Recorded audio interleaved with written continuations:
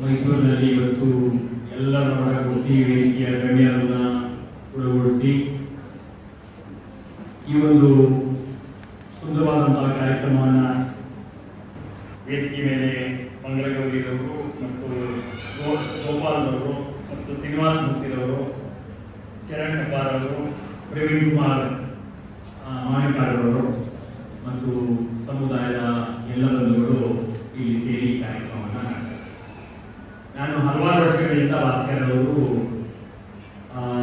ವಿಜಯನಗರದಲ್ಲಿ ಮಾಡುವ ಸಪ್ತಮಾತೃಕಾ ದೇವಸ್ಥಾನ ಮಾಡುವ ಕಾರ್ಯಕ್ರಮದಲ್ಲಿ ಭಾಗಿಯಾಗಿದ್ದೇನೆ.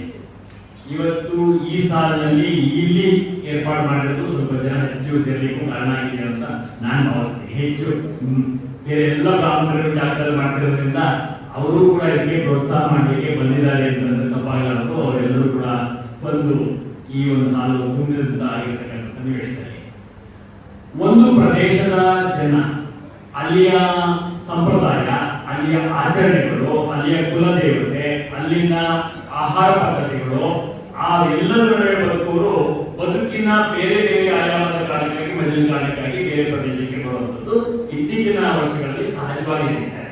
ಬರೀ ಪ್ರದೇಶಗಳಷ್ಟೇ ಅಲ್ಲ, ಬೇರೆ ಬೇರೆ ದೇಶಗಳಲ್ಲೇ ಹೋಗಿ ನೆಲೆಗೊಳ್ಳುವಂತ ಅನಿವಾರ್ಯತೆಗಳು ಸೃಷ್ಟಿಯಾಗಿದೆ, ಅವಕಾಶಗಳು ಬರ್ತಾ ಇವೆ. ಅದನ್ನು ಉಪಯೋಗಿಸಿಕೊಂಡು ನಾವು ಬದುಕನ್ನು ಕಟ್ಟಿ ಹೆಜ್ಜೆ ಹಾಕಬೇಕಾದಂತ ಹೆಜ್ಜೆಗಳಿಗೆ ಆಗ್ತಾ ಇದೆ. ಆದ್ರೆ ನಾವು ಅಲ್ಲಿ ಹೋಗಿ ಪ್ರಾರಂಭದಲ್ಲಿ ಒಬ್ಬರೋ ಇಬ್ಬರೋ ಇದ್ದಂತ ಸನ್ನಿವೇಶದಲ್ಲಿ ಸಂಘಟನೆಯನ್ನ ಮಾಡ್ಲಿಕ್ಕೆ ಸಾಧ್ಯ ಆಗಲ್ಲ. ಆ ಮುಂದಿನ ದಿವಸಗಳಲ್ಲಿ ಒಂದಷ್ಟು 10 ಜನ, 20 ಜನ, 30 ಜನ, 30 ಕುಟುಂಬ ಆ ರೀತಿ ಆದಾಗ ಒಟ್ಟು ಸೇರಿ ನಮ್ಮ ಸಂಪ್ರದಾಯದ ಮೆಲುಕಾಕುವಂಥದ್ದು ಮತ್ತೆ ಆಚರಣೆಯನ್ನ ನಾವು ಇರತಕ್ಕಂಥ ಪ್ರದೇಶದಲ್ಲಿ ನಡೆಸುವಂತಹ ಪ್ರಯತ್ನವನ್ನ ಮಾಡುವ ಒಂದು ವಿಶೇಷ ವ್ಯವಸ್ಥೆಯನ್ನ ನೀವುಗಳು ಪ್ರಾರಂಭ ಮಾಡಿದ್ದು ಮತ್ತು ನಿಮ್ಮ ಆಹಾರ ಪದ್ಧತಿಯನ್ನ ಉಳಿಸಿಕೊಳ್ಳುವಂತ ಪದ್ಧತಿ, ಅಲ್ಲಿಯ ಮಣ್ಣಿನ ನೆಂಟನ್ನ ಉಳಿಸಿಕೊಳ್ಳುವುದು, ಆ ಬೇರಿನ ಸಂಸ್ಕೃತಿಗಳನ್ನ ಉಳಿಸಿಕೊಳ್ಳುವಂತ ಪ್ರಯತ್ನವನ್ನ ನಿರಂತರವಾಗಿ ಮಾಡ್ತಾ ಆ ಮಲೆನಾಡು ಪ್ರದೇಶದ ವಾಸ್ತವದ ಇದೆಯೋ ಅದರಲ್ಲಿ ಅದೇ ರೀತಿ ಮಾಡೋಕ್ಕಾಗದಿರುವುದು ಕೂಡ ಇಲ್ಲಿ ಬಂದು ಸನ್ನಿವೇಶಕ್ಕೆ ತಕ್ಕಾಗಿ ಅವಕಾಶಗಳನ್ನ ಉಪಯೋಗಿಸಿಕೊಂಡು ಮಾಡೋ ಪ್ರಯತ್ನವನ್ನ ಒಗ್ಗಟ್ಟಾಗಿ ಧಾರ್ಮಿಕವಾದಂತಹ ಕಾರ್ಯಕ್ರಮಗಳು ಮತ್ತು ಸಂಘಟನಾತ್ಮಕವಾದಂತಹ ಕಾರ್ಯಕ್ರಮಗಳನ್ನ ನಿರಂತರವಾಗಿ ಮಾಡ್ತಾ ಬರ್ತಾರೆ. ವಿಶೇಷವಾಗಿ ಪೂಜಾ ಕಾರ್ಯಕ್ರಮಗಳನ್ನ ತುಂಬಾನೇ ಮಾಡ್ತಿರ್ತಕ್ಕಂಥದ್ದನ್ನ ನಾವು ತುಂಬಾನೇ ಗಮನಿಸ್ತೀವಿ. ಮತ್ತು ಉಪದೇಶಗಳನ್ನ ಮಾಡಿಸುವಂಥದ್ದು, ಬೇರೆ ವಿಚಾರಗಳಿಟ್ಟು ಸಂಕೀರ್ಣ ಮಾಡಿಸುವಂಥದ್ದು ಮತ್ತು ಕುಟುಂಬಗಳ ಮಿಲನ ಆಗಿ ನಾವು ಆ ಪ್ರಯತ್ನವನ್ನ ನಿರಂತರವಾಗಿ ಮಾಡುವಂತಹ ಪ್ರಯತ್ನಗಳು ಏನಾಗ್ತಾ ಇದೆಯೋ ಇದು ಎಲ್ಲೋ ಒಂದ್ ಕಡೆ ನಮ್ಮನ್ನ ಮತ್ತೆ ವಾಪಸ್ ನಮ್ಮೂರಿಗೆ ಕೊಂಡೊಯ್ದಿದೆಯೇನೋ ಅನ್ನುವಷ್ಟು ನಮಗೆಲ್ಲ ಅನುಭವ ಆಗುವ ರೀತಿಯಲ್ಲಿ ಕಾರ್ಯಕ್ರಮವನ್ನು ಮಾಡುವಂತ ದಿಕ್ಕಲ್ಲಿ ನಿಮ್ಮೆಲ್ಲರ ಪ್ರಯತ್ನ ಸಾಗ್ತಾ ಇದೆ. ಹಾಗಾಗಿ ಅಲ್ಲಿ ಲೇಖನಗಳನ್ನ ನೀವು ಆಹ್ವಾನ ಮಾಡಿ ಹಬ್ಬಗಳ ಆಚರಣೆಯನ್ನ ಅದರಲ್ಲಿ ಜೋಡಿಸಿರ್ತಕ್ಕಂಥದ್ದು ಮತ್ತು ಊರಿನಲ್ಲಿ ಗೋವಿಗೆ ಕೊಡುವಂತ ಪ್ರಾಮುಖ್ಯತೆಗಳನ್ನ ನಾನು ಜಸ್ಟ್ ಸುಮ್ಮನೆ ತಿರ್ಚಾಗ್ತಾ ಇದ್ದೆ, ಅಷ್ಟೇ ಗಮನಿಸಿದಂಥದ್ದು. ಏನೆಲ್ಲ ಮಾಡ್ತೀವಿ ಅನ್ನೋದನ್ನ ಮುಂದಿನ ಪೀಳಿಗೆಗೂ ಕೊಡಬೇಕಾಗಿದೆ. ಯಾಕೆಂದ್ರೆ ನಮ್ಮ ಜನರೇಷನ್ ಏನಿದೆ ಅಂದ್ರೆ ನಾವು ಗ್ರಾಮೀಣದ ಕೃಷಿ ಬದುಕನ್ನ ನೋಡ್ತಾನೆ ಆಧುನಿಕ ಬೆಳವಣಿಗೆಗಳನ್ನ ನೋಡುವಂತ ಒಂದು ಈ ಜನರೇಷನ್ ಇದ್ರೆ ನಾವು ನಮ್ಮ ನೆಕ್ಸ್ಟ್ ಜನರೇಷನ್ ಏನಾಗಿದೆ ಅಂದ್ರೆ ನಾವು ಇಲ್ಲಿಗೆ ನಗರ ಪ್ರದೇಶಕ್ಕೆ ಬಂದ್ಬಿಟ್ಟಿದ್ದೀವಿ. ಅಲ್ಲಿಗೆ ವರ್ಷಕ್ಕೊಮ್ಮೆನೋ ಎಷ್ಟೊಕ್ಕೋ ಹೋದಾಗ ಅಷ್ಟು ಮಾತ್ರ ಎಷ್ಟೋ ಜನಕ್ಕೆ ಸಂಪರ್ಕ ಸಿಗ್ತಿದೆ, ಕೆಲವರು ಆ ಕೊಂಡಿಯೂ ಕಳಿಸೋದಿದೆ. ಅಂತ ಒಂದು ಸನ್ನಿವೇಶದಲ್ಲಿ ನಾವು ನಮ್ಮ ಮದುವೆ, ನಮ್ಮ ಸಂಪ್ರದಾಯಗಳನ್ನ ಎಲ್ಲಿ ನಾವು ವಾರಗಟ್ಟಲೆ ಮದುವೆ ಮಾಡ್ತಿದ್ದಂತ ಸಂಪ್ರದಾಯಗಳಿದ್ದಂಥವ್ರು ನಮ್ಮ ಈ ಭಾಗದಲ್ಲೂ ಇತ್ತು, ಆ ಭಾಗದಲ್ಲೂ ಅದರದ್ದೇ ಆದಂತ ರೀತಿಯಲ್ಲಿ ಇರುತ್ತೆ. ಆದ್ರೆ ನಾವು ದಾರಿ ಹೋಗುವಂತ ವಿಚಾರಗಳನ್ನು ಬಿಟ್ಟೋಗಿರುವಂತವ್ರಿಗೆ ರಿಸೆಪ್ಷನ್ಗೂ ಎಲ್ಲೋ ಹೋಗ್ತೀವಿ, ಒಂದು ಶುಭ ಕೊಡ್ತೀವಿ, ಊಟ ಮಾಡಿ ಬರುವಷ್ಟಕ್ಕೆ ಸೀಮಿತವಾಗುವಂತ ಸಂಬಂಧಗಳಿವೆ. ಅದು ಯುವ ಪೀಳಿಗೆ ಕರ್ಕೊಂಡು ಹೋಗುವಂಥದ್ದು ಕಡಿಮೆ ಆಗಿದೆ. ಅದನ್ನ ಅವರದೇ ಇವರಲ್ಲೇ ಎಲ್ಲರಲ್ಲೂ ಅದೇ ಆಗಿದೆ. ಅಂತ ಒಂದು ಸನ್ನಿವೇಶಗಳಲ್ಲಿ ನಮ್ಮ ಸಂಪ್ರದಾಯದ ಬಗ್ಗೆ ಏನೋ ಹೇಳಿದ್ರೆ ಏನೋ ಹೊಸದೇನೋ ಅಂತ ನಮಗೆ ಅನ್ಸೋದಾಗಿರುತ್ತೆ. ಆ ಸನ್ನಿವೇಶಕ್ಕೆ ಬಂದು ಸಮಾಜ ಎಲ್ಲ ಕಡೆ ಬಂದು ನಿಂತಿದೆ. ಅಂಥದ್ರಲ್ಲೂ ಕೂಡ ನಮ್ಮ ಒಳಗಿನ ತುಳಿತ ಏನಿದೆ ಅಂತಂದ್ರೆ ನಮ್ಮ ಮೂಲವಾಗಿ ಸಂಪ್ರದಾಯಗಳೇನಿತ್ತೋ ಅದನ್ನು ಉಳಿಸಬೇಕು. ಇವತ್ತು ಎಲ್ಲಿ ನಾವು ನಮ್ಮ ಆಹಾರವನ್ನ ಮೂಲ ರೀತಿಯಲ್ಲಿ ಕಂಡ್ರೆ ಎಷ್ಟು ಸೊಬಗು ಅನ್ಸುತ್ತೆ, ಎಷ್ಟು ಆಸಕ್ತಿಯಿಂದ ನಾವೆಲ್ಲ ಭಾಗವಹಿಸಿ ಅದನ್ನು ಪಡಿತೀವಿ.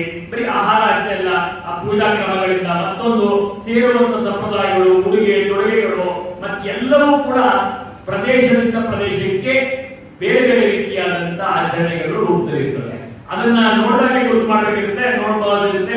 ಇದು ಈ ಈ ಭಾಗದಿಂದ ಬಂದಂತ ಸಂಪ್ರದಾಯ ಅಂತ ಹೇಳಲಿಕ್ಕೆ ನೀವು ನಮ್ಮ ಭಾಗದ್ದು ಅಂತ ಗೊತ್ತು ಮಾಡಲಿಕ್ಕೆ ಸಾಧ್ಯವಿರುವಷ್ಟು ವಿಶೇಷತೆಗಳನ್ನ ಹೊಂದಿರುತ್ತೆ.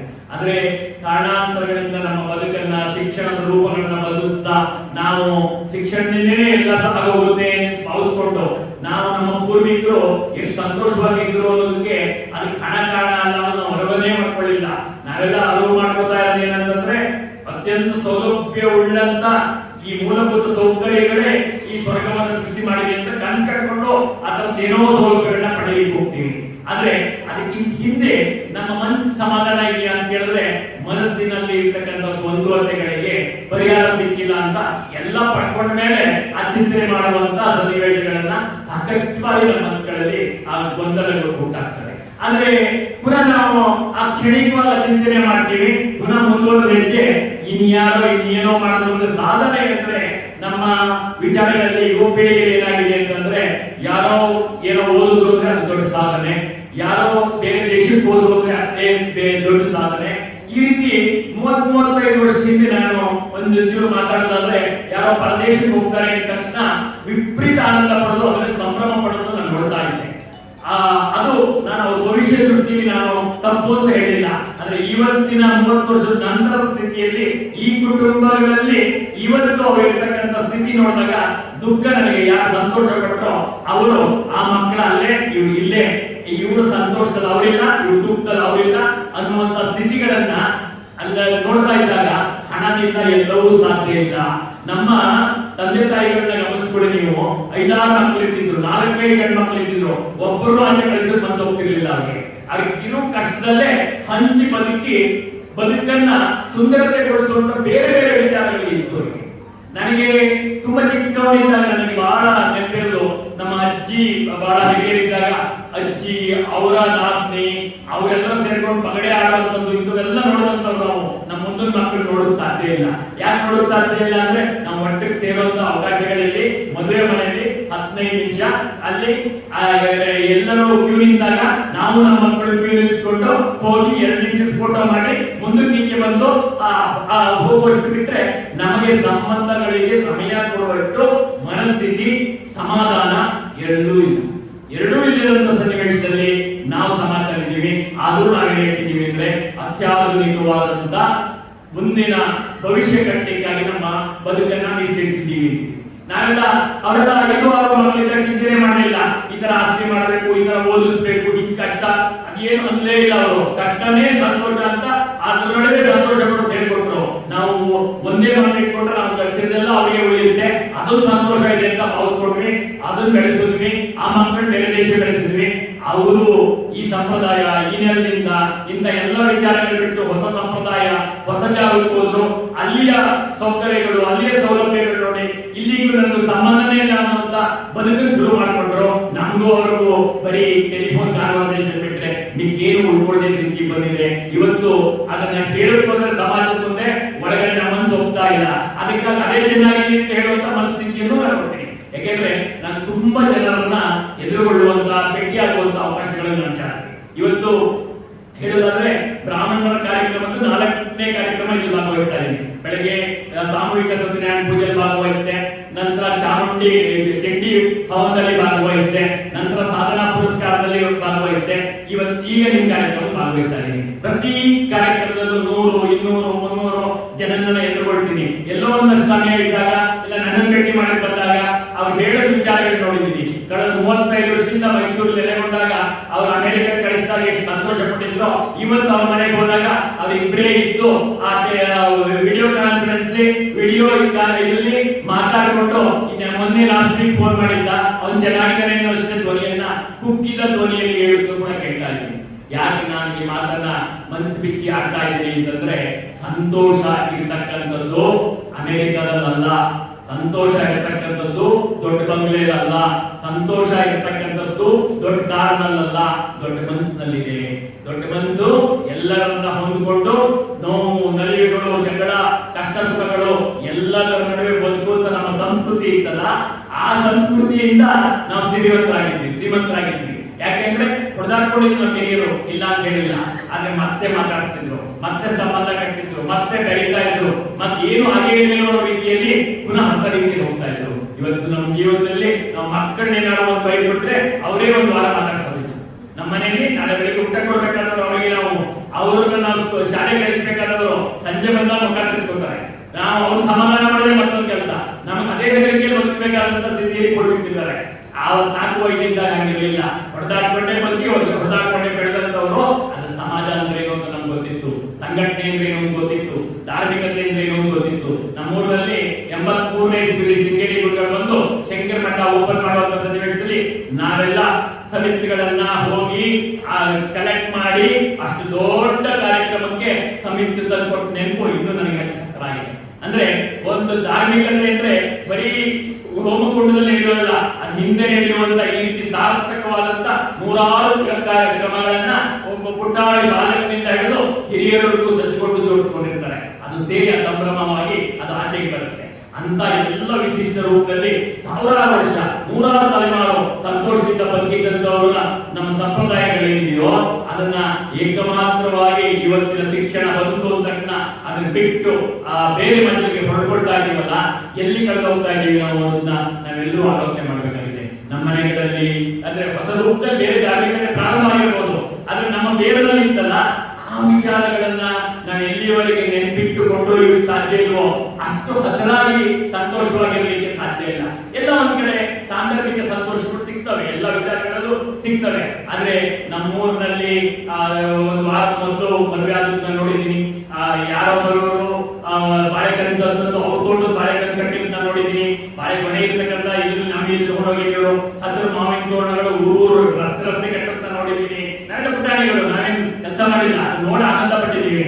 ಇವತ್ತು ನಮ್ಮನೆಗೆ ಅಡಿಗೆ ಮಾಡ್ಕೊಬೇಕಾದ್ರೆ ಅಡಿಗೆ ಹೊರಬೇಕಾಗುತ್ತೆ, ನಾವು ಅಲ್ಲಿಗೆ ಬಂದು ನಿಂತೀವಿ. ಕಾರಣಗಳು ಎಲ್ಲನೂ ವಾಪಸ್ ತಗೊಂಡೋಗಿ ಕೇಳಲ್ಲ. ಆದ್ರೆ ನಮ್ಮ ಸಂಬಂಧಗಳನ್ನ ಸುಧಾರಿಸಿ ಆ ಬೇರೆಯೊಂದಿಗೆ ವೈಮನಸ್ಸುಗಳನ್ನ ದಾಟಿ, ವೈಮನಸ್ಸು ಬರುತ್ತೆ, ಮನುಷ್ಯರು ಕಡೆ ಎಲ್ಲ ಬರುತ್ತೆ, ಅದನ್ನ ದಾಟಿ ನಮ್ಮ ಬೇರೆ ಬೇರೆ ವಿಚಾರಗಳ ಕಾರಣಕ್ಕಾಗಿ ಮತ್ತೆ ನಮ್ಮ ಸಂಪ್ರದಾಯಗಳನ್ನ ಪುನರ್ ಪ್ರತಿಷ್ಠಾಪಿಸುವ ಕಾರಣಕ್ಕಾಗಿ ಈ ರೀತಿಯಾದಂತಹ ಪ್ರಯತ್ನಗಳನ್ನ ನಾವು ಇಟ್ಕೊಳ್ಳದೆ ಹೋದ್ರೆ ನಾವೇ ಕೊನೆಕೊಂಡೆ ಆಗ್ತೀವಿ. ಮುಂದಿನ ಪೀಳಿಗೆಯಿಂದ ನಾವು ನಿರೀಕ್ಷೆ ಮಾಡಕ್ಕೆ, ಯಾಕಂದ್ರೆ ಅದು ಗೊತ್ತಾಗ್ಲಿಕ್ಕೆ ಸಾಧ್ಯ ಇಲ್ಲ, ಗೊತ್ತಾಗ್ಲಿಕ್ಕೆ ನಾವು ಬಿಟ್ಟಿಲ್ಲ, ಅದಕ್ಕೆ ಸೇರಿಸೇ ಇಲ್ಲ. ಇದನ್ನೇ ನಾವು ಕಷ್ಟಪಟ್ಟ ಕಷ್ಟ ಅನ್ನಿಲ್ಲ, ಸಂತೋಷ ಮಾಡಿದ್ದೀವಿ. ಇವತ್ತು ಅವ್ರನ್ನ ಮುಟ್ಟಬೇಡಿ ಅಂತೀವಿ, ಅವ್ರು ಕಷ್ಟ ಆಗುತ್ತೆ ಅಂತೀವಿ, ಅವ್ರ ಬಗ್ಗೆ ಅತಿಯಾದ ಕಾಳಜಿಯನ್ನು ವಹಿಸ್ತಾ ಇದ್ದೀವಿ. ಇದು ಯಾಕೆ ನನಗಂತೂ ಅರ್ಥ ಆಗ್ತಿಲ್ಲ.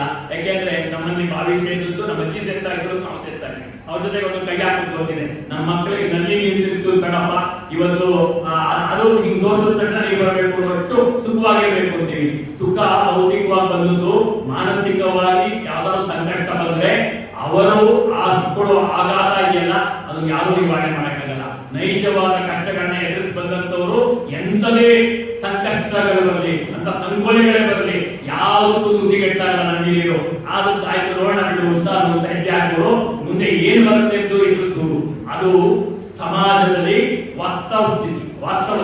ವಾಸ್ತವ ಸ್ಥಿತಿಯೊಂದಿಗೆ ಬದುಕುವುದೇ ಮನುಷ್ಯನ ಧರ್ಮ. ಅದರಲ್ಲಿ ವಿಪ್ರರೂ ಏನು ಮಕ್ಕಲ್ಲ. ನಾವು ಅದೇ ದಿಕ್ಕಿನಲ್ಲಿ ನಮ್ಮ ಸಂಪ್ರದಾಯಗಳ ದಿಕ್ಕೆ ಸೀಮಿತ ಅಲ್ಲ, ಎಲ್ಲವನ್ನ ಒಳಿತುಕೊಂಡು ನಮ್ಮ ಬದುಕನ್ನ ಕಟ್ಟಬೇಕು ಅನ್ನುವಂಥ ದೃಷ್ಟಿಯಲ್ಲಿ ಈಗ ಅಲ್ಲಿ ಬಂದು 30 ವರ್ಷ ಆದವರು, 20 ವರ್ಷ ಆದವರು, 40 ವರ್ಷ ಆದವರು ಇಲ್ಲಿ ನೆಲೆಸಿರ್ತಕ್ಕಂಥವರು ಮತ್ತೆ ಅದನ್ನ ಹೊಸ ರೂಪದಲ್ಲಿ ಅದನ್ನ ಈ ಭಾಗದ ಜನರೊಂದಿಗೂ ಸೇರಿ ಆ ವಿಚಾರಗಳನ್ನ ಕೊಡಬೇಕು ಅನ್ನುವಂಥ ಸದುದ್ದೇಶದಿಂದ ಈ ಕಾರ್ಯಕ್ರಮವನ್ನ ಆಯೋಜನೆ ಮಾಡಿ ನನ್ನೂ ಕೂಡ ಬರಬೇಕು ಅಂತ ಆಹ್ವಾನಿಸಿದ್ರಿ. ಅದು ಮಧ್ಯಾಹ್ನ ಆದ್ರಿಂದ ನನಗೆ ಸಮಯನೂ ಸಿಕ್ಕಿ ನಾನು ಬರುವಂತ ಅವಕಾಶ ಇತ್ತು. ಪ್ರತಿ ಬಾರಿಯೂ ಬರೋ ಪ್ರಯತ್ನ ಮಾಡಿದ್ರು ಇಷ್ಟೊತ್ತು ಇರುವಂತ ಅವಕಾಶಗಳು ಸಿಕ್ಕಿದ್ದು ನನಗಾಯ್ತು. ನಿಮ್ಮೆಲ್ಲ ಸಂಪ್ರದಾಯ, ನಿಮ್ಮ ಆಹಾರ ಪದ್ಧತಿಗಳು ಎಲ್ಲದ್ರ ಬಗ್ಗೆ ವಿಶೇಷ ಅಭಿಮಾನವನ್ನು ಇಟ್ಕೊಂಡು ಅಂತ ಕಾರ್ಯಕ್ರಮಗಳಲ್ಲಿ ಭಾಗವಹಿಸಿ ಆಯೋಜನೆ ಮಾಡೋದು ಜವಾಬ್ದಾರಿ ಹೊರತಂತವರಾಗಿ ಒಂದ್ಸತಿ ರಾಘವೇಶ್ವರ ಶ್ರೀಗಳು ಇಲ್ಲಿ ಆ ಮಲೆನಾಡ ಊಟ ಪಾಕೋತ್ಸವ ಅಂತಿದ್ದಾಗ ಅದು ಸಮಿತಿ ಅಧ್ಯಕ್ಷನಾಗಿದ್ದೆ. ಒಂದ್ಸತಿ ನಾಮಕತೆಯನ್ನ ಇಟ್ಟಾಗ ಅದಕ್ಕೆ ಅಧ್ಯಕ್ಷನಾಗಿ ಸಾವಿರಾರು ಜನನ ಒಟ್ಟಿಗೆ ಸೇರಿಸಿದಂತದ್ದು ನಾನು ಭಾಗವಹಿಸಿ ಜವಾಬ್ದಾರಿ ತಗೊಂಡಿದ್ದೆ. ನಾನು ಪ್ರವೀಣ್ ಕುಮಾರ್ ಮಾವಿನಕಾಡು ಎಲ್ಲ ಮಿತ್ರರು ಈ ಸದಾಕಾಲ ಒಟ್ಟಿಗೆ ಸೇರಿ ಒಂದಲ್ಲ ಒಂದು ವಿಚಾರವನ್ನ ಚರ್ಚೆ ಮಾಡ್ತಿರ್ತೀವಿ. ಈ ರೀತಿಯಲ್ಲಿ ಸಮಾಜದಲ್ಲಿ ಎಲ್ಲವನ್ನ ಎದುರಿಸಲಿಕ್ಕೆ ಸಾಧ್ಯ ಇರೋದ್ರಿಂದ ಸಂಘಟನೆಯಿಂದ ನಾವು ಒಟ್ಟಾಗಿದ್ರೆ ನಾವು ಒಟ್ಟಾಗಿ ಇರೋದು ಕಲ್ತ್ರೆ ಬೇರೆಯವ್ರ ಜೊತೆ ಒಟ್ಟಾಗೋದು ಸುಲಭವಾಗುತ್ತೆ. ಎಲ್ಲ ವಿಪ್ರರು ಬೇರೆಲ್ಲ ಸಮಾಜದ ಜನರೊಂದಿಗೆ ಬೆರೆತು ಗಟ್ಟಿತನದಿಂದ ಬದುಕುವಂತ ಮನಸ್ಥಿತಿಯನ್ನ ನಿರ್ಮಾಣ ಮಾಡಿಕೊಳ್ಳುವ ಹೆಜ್ಜೆಗೆ ನಾವೆಲ್ಲರೂ ಒಟ್ಟಾಗೋಣ.